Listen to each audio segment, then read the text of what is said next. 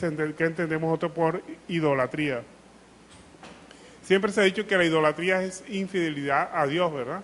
Es cuando nosotros rendimos culto a alguien diferente de Dios.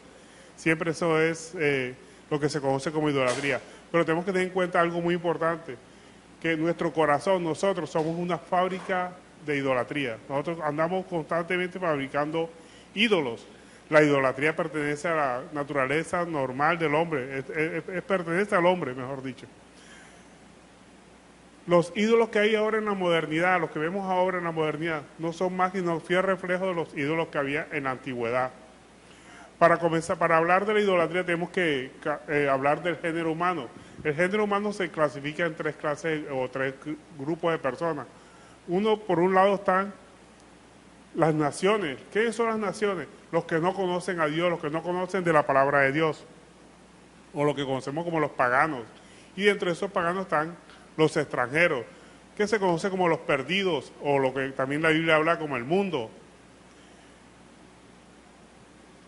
Y estas personas de las que están en el mundo están catalogadas porque tienen bastante ídolos, dioses paganos, y se caracterizan por ser fornicarios. Fornicario espiritual significa que tienen muchos dioses, diferente al fornicario carnal. Aquí estamos hablando de los fornicarios espirituales, que poseen muchos dioses. Miremos lo que nos dice respecto a la Biblia en el Salmo 96, verso 5. Precisamente de qué se refiere cuando la Biblia habla de naciones, cuando nos manda a predicar a las naciones, que es precisamente esas personas que no conocen a Dios. Iremos a las naciones, pero algunos creen que cuando dice que el Señor te va a llevar a las naciones, que te va a llevar a China, te va a llevar a Europa, te va a llevar a Francia.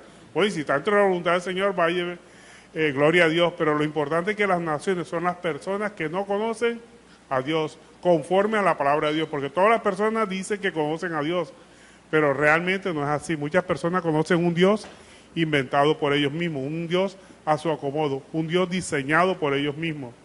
Salmo 96, verso 5, ¿ya lo tienen? Dice, porque todos los dioses de los pueblos son ídolos, pero Jehová hizo los cielos. O sea, aquí nos dice la palabra que Jehová es el Dios de dioses, ¿sí? Todo dice, mire, repitamos otra vez lo que dice el versículo, porque todos los dioses de los pueblos son ídolos. Está hablando aquí de los pueblos paganos, los que no conocen a Dios conforme a la palabra de Dios. Pero Dios hizo los cielos, o sea, Dios está sobre todos esos ídolos. Los ídolos son invenciones del hombre. Los ídolos no tienen fuerza ni valor por sí mismos, son una invención del hombre. El hombre ha creado muchos ídolos. Y mire lo que sigamos con lo que nos dice la palabra de Dios en Oseas capítulo 5, verso 4.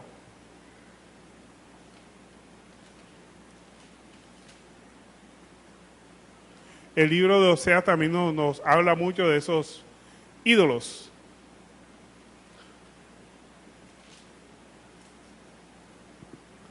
Oseas capítulo 5, verso 4 dice, mire la característica de los dioses que se ha inventado el hombre. Dice, no piensan en convertirse a su Dios, porque espíritu de fornicación está en medio de ellos y no conocen a Jehová. Esa es la característica de los perdidos, de las naciones, de los paganos, de los extranjeros, las personas que no han conocido a Dios. Y a eso fue que nos mandó Dios, cuando dijo en la gran comisión, ir por todo el mundo y predicar el evangelio. ¿A quiénes tenemos que predicar el evangelio? A todas las naciones. ¿Sí? Así dice la palabra de Dios, ¿verdad? En Mateo 28, 19. Y por todo el mundo y hacer discípulos a todas las naciones. Y cuando habla de naciones, se está refiriendo a las personas que no conocen a Dios, que no conocen a Jehová conforme a la palabra de Dios. Porque todas las personas dicen que conocen a Dios. Algunos dicen que no creen en el Dios de la Biblia, porque ni siquiera lo conocen. ¿Cómo van a creer en alguien que ni siquiera conoce? Pues entonces vemos una clase de personas que conforman toda la humanidad o el género humano. Hay otro segundo grupo que se conoce como Israel, el pueblo de Dios, el pueblo que realmente conoce a Dios, que tiene la promesa, se caracteriza por ser la promesa, en la que está radicada la promesa de Dios. Al respecto, Éxodo 34:12 nos dice quiénes son esos, quién conforma el pueblo de Israel, y que todas las promesas que están en el Antiguo Testamento obviamente eran para Israel. Dice Éxodo 34:12, dice, guárdate de hacer alianza con los moradores de la tierra. Este es el mandato que Dios le da a Israel. Guárdate de hacer alianza con los moradores de la tierra, donde has de entrar, para que no sean tropezadero en medio de ti. Derribarás sus altares y quebraréis sus estatuas y cortaréis sus imágenes de acera, porque no te has de inclinar a ningún otro Dios, pues yo, Jehová, cuyo nombre es celoso, Dios celoso es.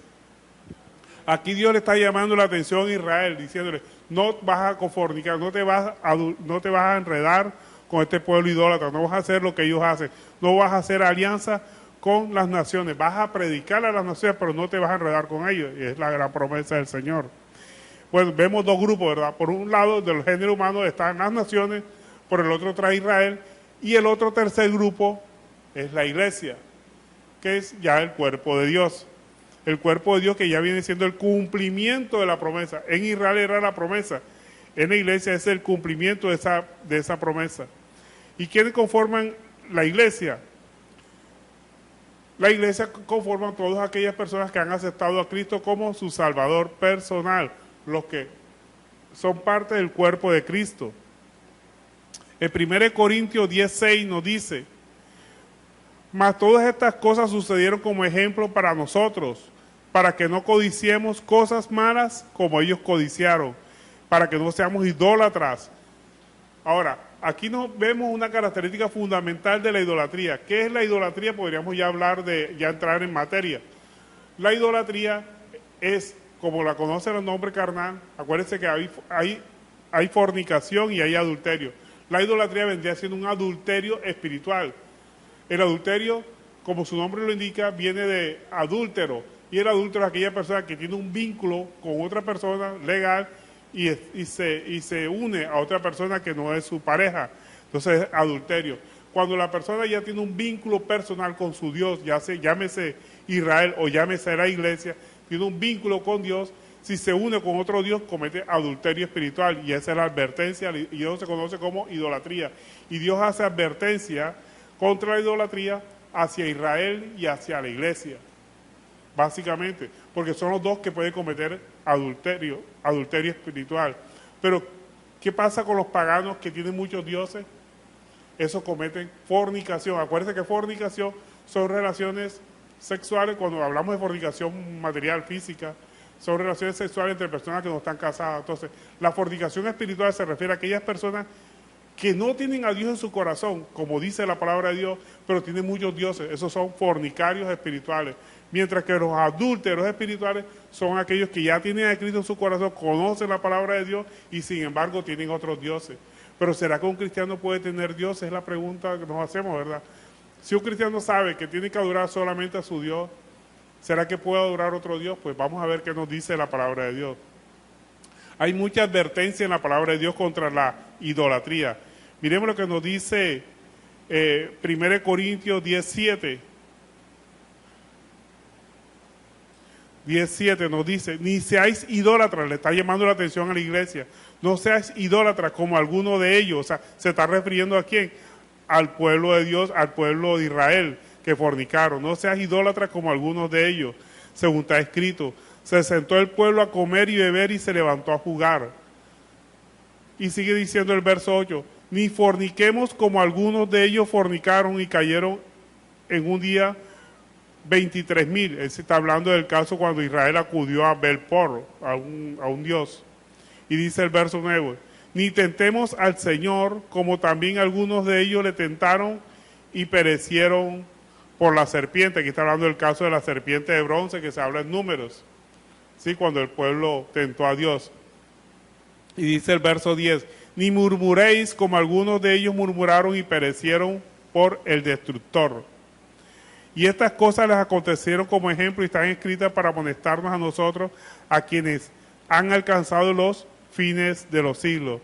Así que el que piense estar firme, mire que no caiga. Aquí es un llamado de atención que Dios hace contra la idolatría, el peligro del adulterio espiritual. Todos estamos propensos a caer en adulterio espiritual cuando adoramos otros dioses.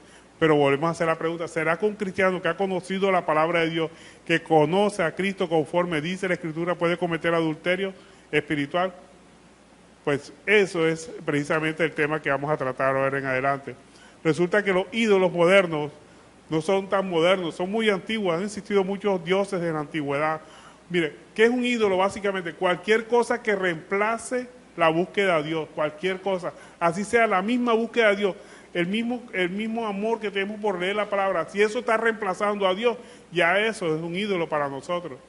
¿Por qué? Porque la palabra de Dios tiene que ser el medio para buscar a Dios, no el fin. Ahora, ¿cuáles son esos dioses que pueden existir entre el cristianismo, entre los mismos cristianos? Un Dios que conocemos, el dinero, ¿verdad? El dinero. Muchas personas cuando por el dinero mienten, engañan a sus propios hermanos. ¿Por qué? Porque la raíz de todos los males es el amor al dinero.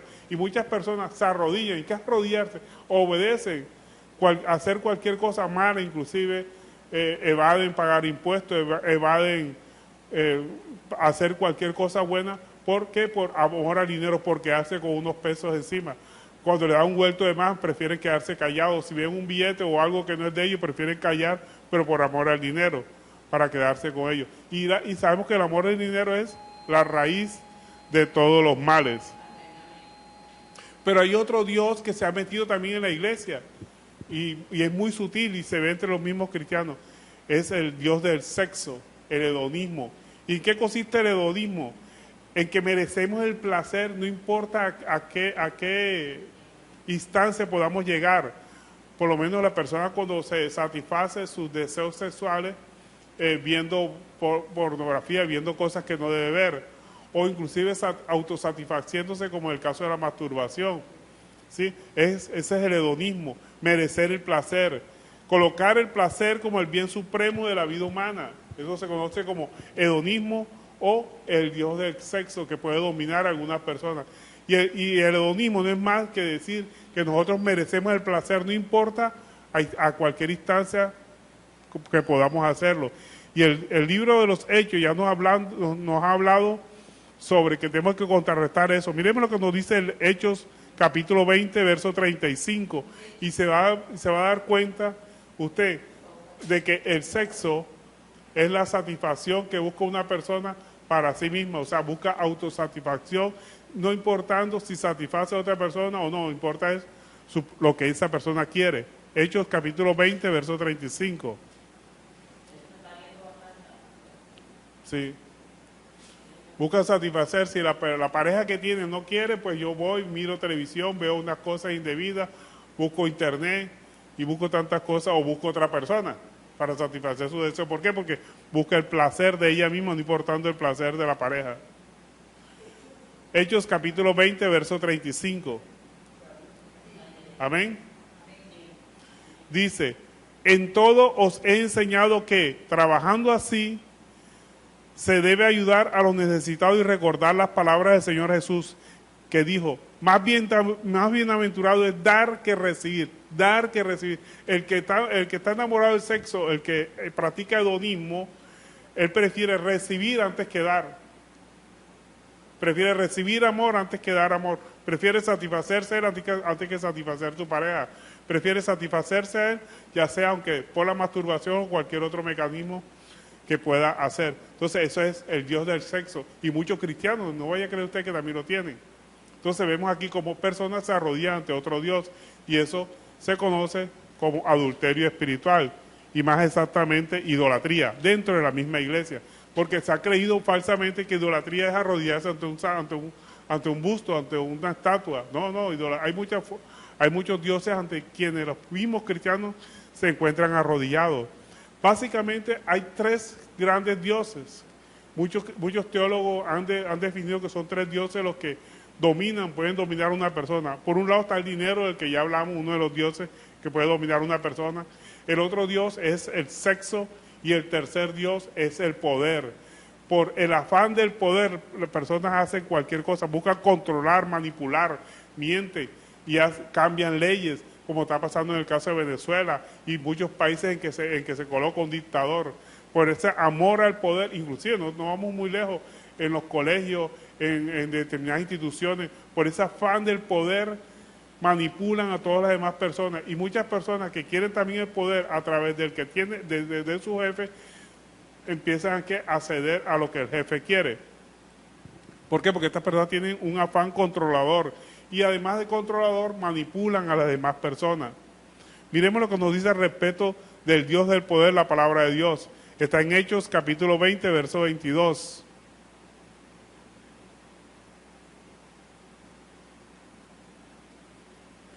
En el colmo de su abundancia, dice, parecerá 20:22.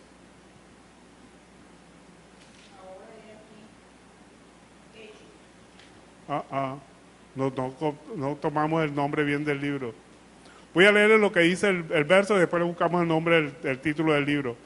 El 20:22 dice, en el colmo de la abundancia, yo creo que en el colmo de su abundancia perecerá estrechez, la mano de los malvados vendrá sobre él. Ya sé, Proverbios 20:22.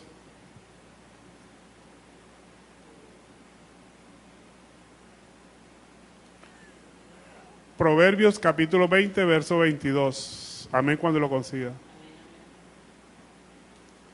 En el colmo de su abundancia padecerá estrechez, la mano de todos los malvados vendrá sobre él. Cuando se pusiera a llenar su vientre, Dios enviará sobre él el ardor de su ira y lo hará llover sobre él y sobre su comida. Entonces aquí vemos que el poder, el Dios del poder, que es controlador, manipulador, puede llegar inclusive hasta muchos cristianos.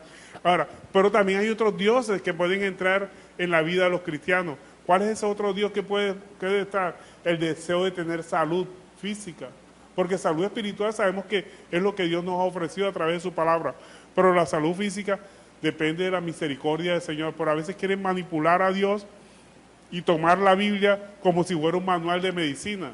La Biblia no es un manual de medicina. La Biblia es un manual que nos da las normas de comportamiento que Dios quiere que nosotros actuemos para nuestro propio bien. Miremos lo que nos dice Proverbio 23:20 sobre la salud física. Que nosotros tenemos que cuidar nuestra propia salud. Y la misericordia de Dios en su momento nos dará la salud que nosotros deseamos, pero Dios tendrá misericordia de que Él tiene misericordia. Amén. Pero entonces no pensar que Dios me tiene que sanar. No, Dios no me tiene que sanar. Dios en su misericordia nos puede sanar y eso depende de su misericordia. Y Él tendrá misericordia de quien Él quiera tener misericordia. Pero a veces vamos ante Dios, buscamos a Dios simplemente para que nos sane. Y ahí empezamos a crear un Dios, idolatramos ese Dios de la salud, de la medicina, a través de la búsqueda de Dios. Y si Dios no nos sana, ¿qué pasa? Terminamos saliendo de la iglesia. Porque buscamos a Dios por un milagro de salud física. Proverbio 23:20 nos dice, no estéis con los bebedores de vino, ni con los comedores de carne, porque el bebedor y el comilón empobrecerán, y el sueño hará vestir vestidos rotos. Nos está diciendo aquí la palabra de Dios, que quieres tener buena salud, cuida tu propia salud. No estés con los comedores de vino, bebedores de vino, de lo que se dañan su propio hígado, embriagándose hasta el final. Y los comedores de carne. No quiere decir que la carne sea mala, sino que comen en exceso y obviamente terminarán con sobrepeso y terminarán con problemas de salud, que se dedican, tienen amor o pasión por comer. Acuérdense, nosotros comemos para vivir, pero no vivimos para comer. Tenemos que controlarnos en todo momento. Y esas personas que se dedican a gastarse todo su dinero en comida y exageradamente, no digamos que no tenemos que comer, pero lo necesario. Los que se dedican a beber y a comer en exceso, tarde o temprano empobrecerán. Y el sueño hará vestir vestidos rotos, o sea, caerán en la pobreza. Además que dañan su cuerpo físico, van a caer en la pobreza. Hay otras personas que buscan a Dios por la seguridad. Dios me va a cuidar. Ese es otro Dios diferente al Dios verdadero que la persona puede rendirle pleitesía. Vea, el lugar más seguro que nosotros podemos tener es al lado de Dios, obedeciendo su palabra. Y el lugar más inseguro que podamos vivir nosotros es estar apartado de Dios. No habrá cámaras de seguridad, no habrá vehículo más seguro para que usted se sienta seguro. La mejor seguridad que nosotros podemos tener es en Dios. Una persona, aunque esté en el lugar más inseguro, una cárcel donde están los bandidos más peligrosos de la ciudad, puede estar seguro si tiene a Cristo en su corazón y hace la palabra de Dios. Cristo lo va a proteger.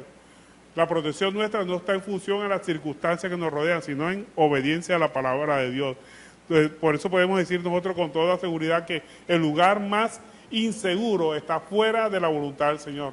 Cuando nosotros no estamos haciendo la voluntad del Señor, la seguridad de nosotros va a estar flaqueada.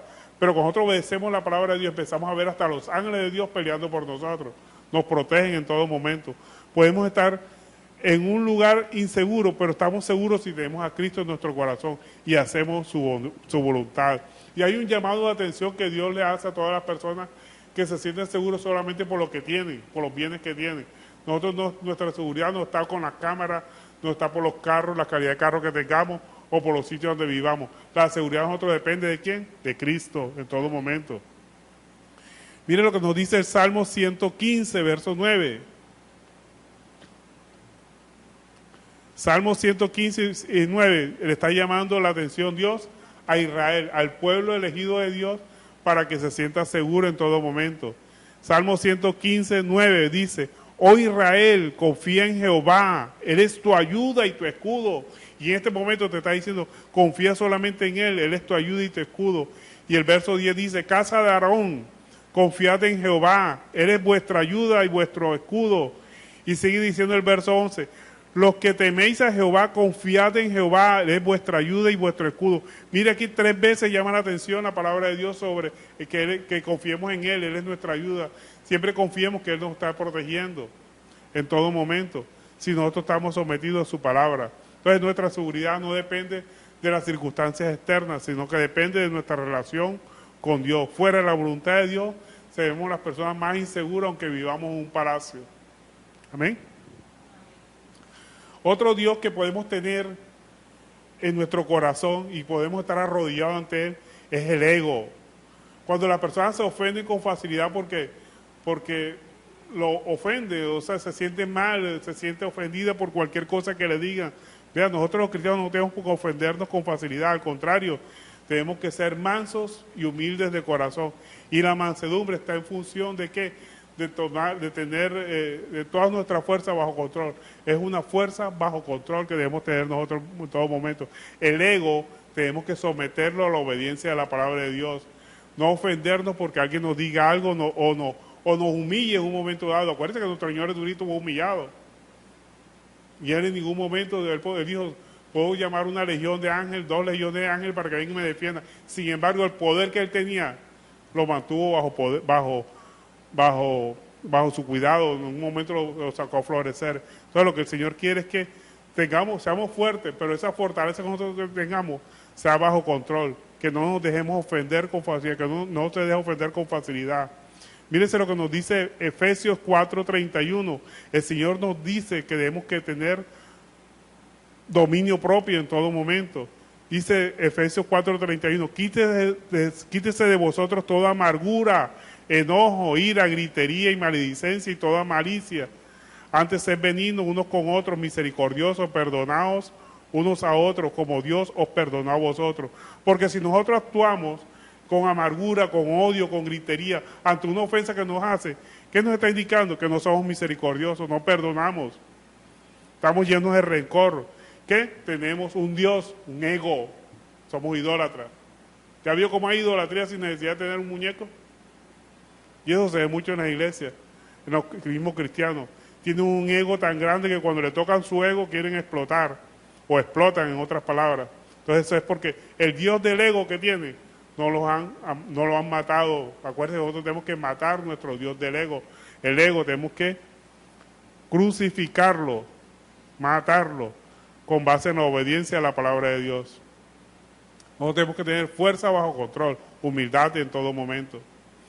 Otro Dios que también se ve en los mismos cristianos es la forma de hacer la oración. A veces hacemos oraciones repetitivas por nuestras necesidades físicas. Eso es un Dios dentro de la misma iglesia.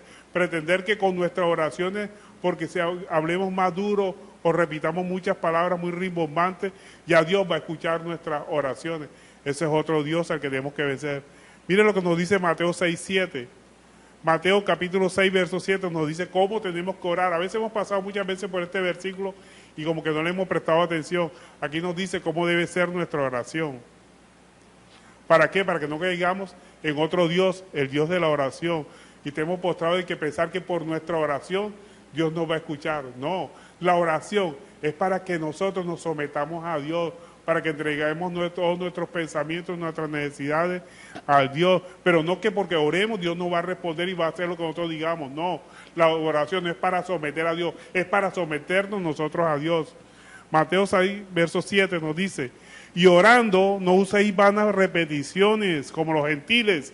Mire, si nosotros no somos gentiles, porque ya pertenecemos a la iglesia, ¿qué piden los gentiles? Normalmente la persona que no tiene a Cristo en su corazón, que Dios los sane, que Dios los prospere, que Dios los bendiga, que Dios les dé un trabajo, que Dios les dé una casa, que Dios les dé un carro. Eso piden los gentiles. ¿Nosotros vamos a pedir lo mismo que piden los gentiles? Tenemos que pedir cosas diferentes. Miren lo que nos dice la palabra de Dios. Mateo 6, 7. Y orando no uséis vanas repeticiones como los gentiles, que piensan que por su palabrería serán oídos. O sea, Dios no nos va a escuchar a nosotros por la palabrería. No os hagáis pues semejante a ellos. O sea, que no pidamos igual que una persona inconversa. La persona inconversa, ¿por qué pide? Por salud, por dinero.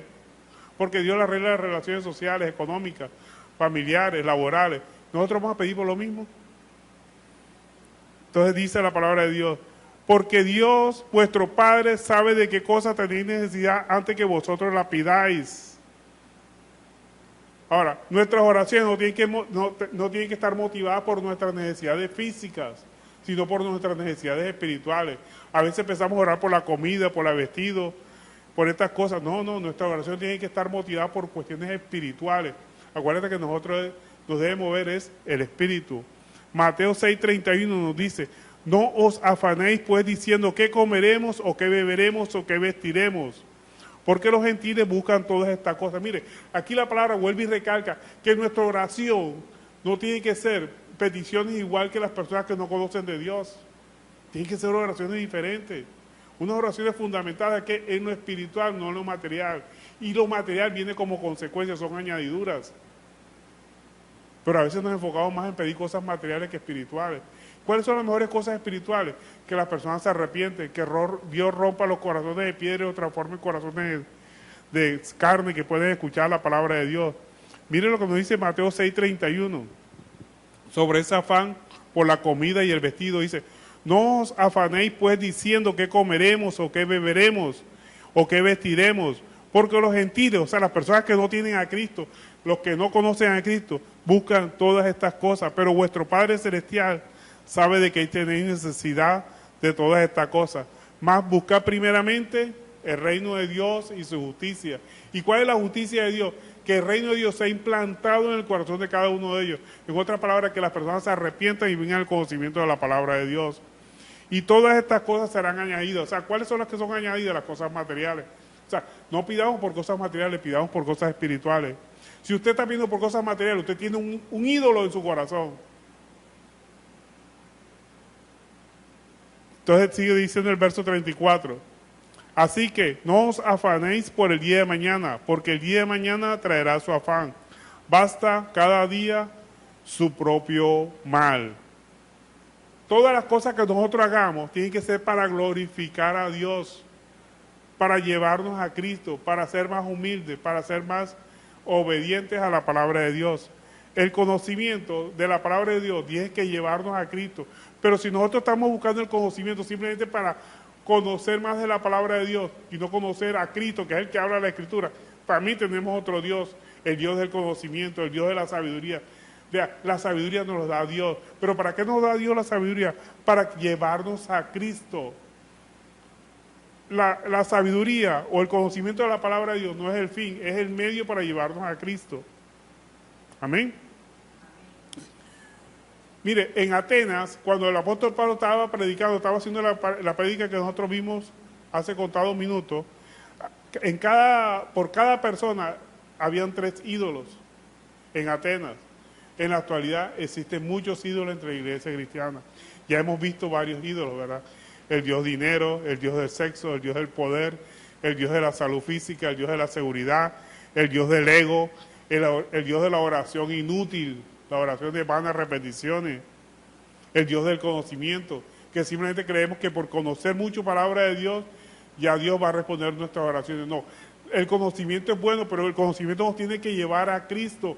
No, el conocimiento no es el fin en sí mismo, es un medio para llegar a Cristo. Entonces, ya vemos que dentro de la misma iglesia cristiana puede haber idolatría. La idolatría no solamente está en los muñecos. O sea, estamos acostumbrados a buscar la idolatría en la parte externa, en un crucifijo, en un collar que la persona utilice, algo que la persona tenga. No, la idolatría es interna. Y eso que usted ve externamente, que tiene una persona, es consecuencia de su idolatría interna. ¿Ven?